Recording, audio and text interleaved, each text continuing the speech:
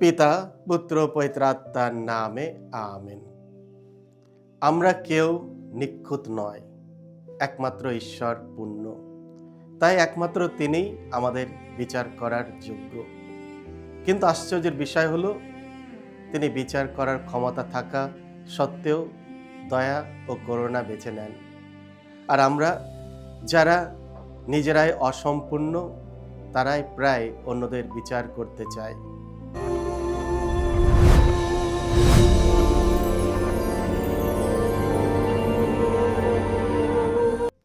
খ্রিস্টতে আমার পরম প্রিয়জনেরা, আজ জুন মাসের 22 তারিখ, সাধারণকালের দ্বাদশ সপ্তাহ, সোমবার। আর আজকের ডেলি মান্না ঈশ্বরের বাণী প্রতিদিন নেওয়া হয়েছে সাধু মতি রচিত মঙ্গল সমাচার থেকে 7 অধ্যায় 1 থেকে 5 পদ। এসো আমরা ভক্তিভাবে আজকের এই বাণীটি শুনি। যিশু একদিন তার শিষ্যদের বললেন, পরের বিচার করতে যেও না, যাতে তোমাদের নিজেদেরই বিচারে দাঁড়াতে না হয়। কারণ তোমরা নিজেরা যে বিচার নীতিতে পরের বিচার করছো, তোমাদেরও একদিন সেই মতো বিচার করা হবে। তোমরা নিজেরা এখন যে মাপকাঠিতে অন্যকে মেপে নিচ্ছ, তোমাদেরও একদিন সেই মাপকাঠিতেই মাপা হবে। তোমার ভাইয়ের চোখে যে কুটোটুকু রয়েছে, সেদিকে কেন তাকিয়ে আছো? অথচ তোমার নিজের চোখে যে কড়িকাঠটা রয়েছে, তা যে তুমি দেখছই না। সে কি? তোমার চোখে ওই কড়িকাঠটা থাকতেও তোমার ভাইকে তুমি কেমন করেই বা বলতে যাও, একটু দাঁড়াও, তোমার চোখ থেকে ওই কুটোটা বের করে দিই।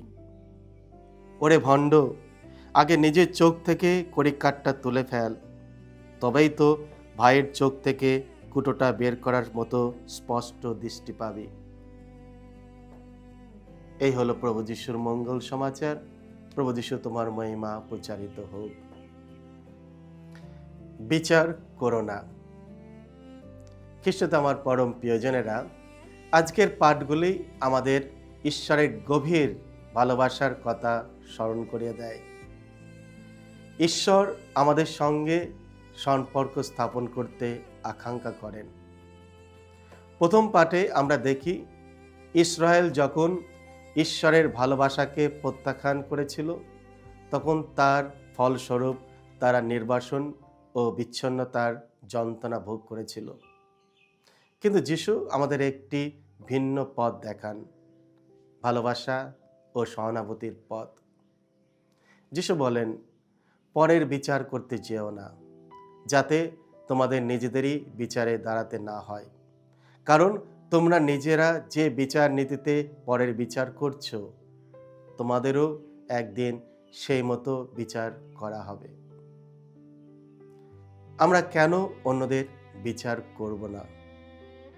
কারণ অনেক সময় আমরা কোনো ব্যক্তির কাজের পেছনে থাকা আসল উদ্দেশ্য সম্পর্কে জানি না, অথবা সেই কাজটিকেই আমরা ভুলভাবে বুঝতে পারি। ফলে আমরা একটি অন্যায় বিচার করে ফেলতে পারি।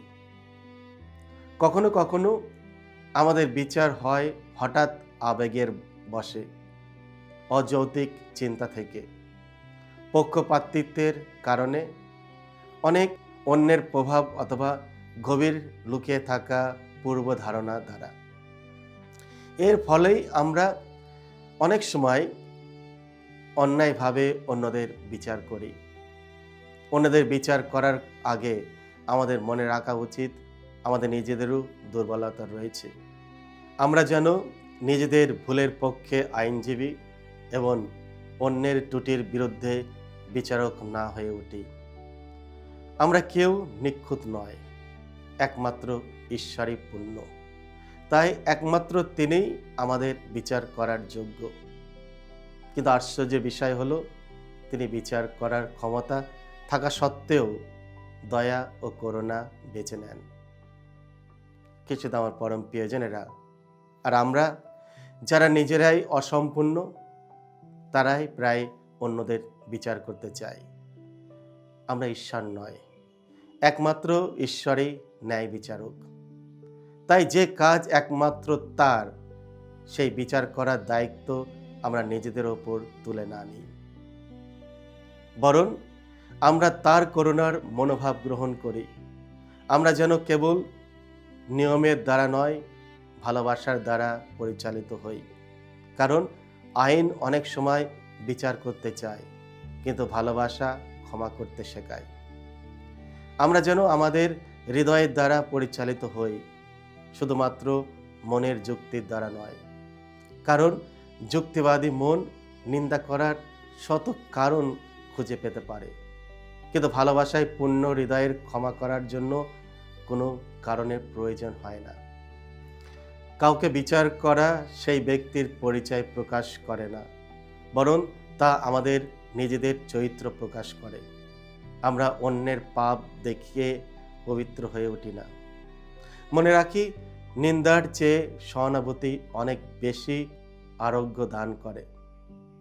আমরা যেন অন্যের প্রতি দয়া, বোঝাপড়া এবং ধৈর্যের সঙ্গে এগিয়ে যাই, যেমন ঈশ্বর আমাদের প্রতি এগিয়ে আসেন।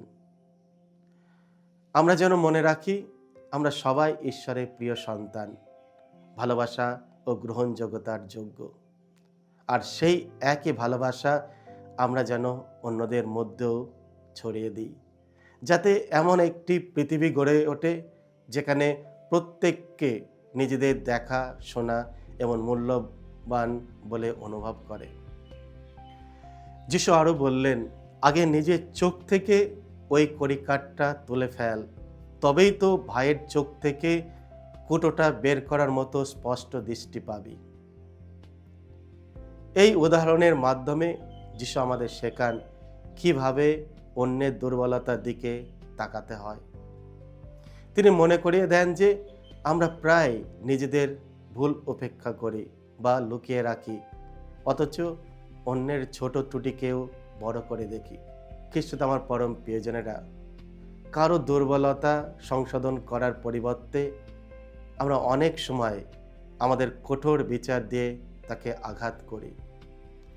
যিশু আমাদের প্রথমে নিজেদের হৃদয় পরীক্ষা করতে, নিজেদের ত্রুটি সংশোধন করতে এবং আত্মশুদ্ধির পথে চলতে আহ্বান জানায়। এর অর্থ এই নয় যে অন্যদের কোনো দোষ নেই, বরং এর অর্থ হলো আমাদের প্রথম দায়িত্ব হলো নিজেদের পরিবর্তন করা। তখনই আমরা অন্যদের কাছে নম্রতা, কোমলতা ও দয়ার সঙ্গে এগিয়ে যেতে পারব। সকলকে জয় যিশু। ঈশ্বর আপনাদের সকলকে আশীর্বাদ করুন।